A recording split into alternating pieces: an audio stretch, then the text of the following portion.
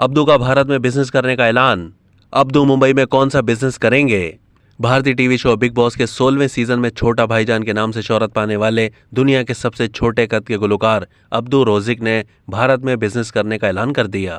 Mumbai airport पर भारत से वापस अपने मुल्क जाते हुए छोटा भाईजान अब्दू रोजिक ने मीडिया को बताया कि फिलहाल तो वापस जा रहा हूं, तहम जल्द वापस आऊंगा और यहां अपना कारोबार शुरू करूंगा। अब्दू रोजिक ने बताया कि वो मुंबई वापस आकर यहां बर्गर का एक रेस्टोरेंट खोलने का इरादा रखते हैं।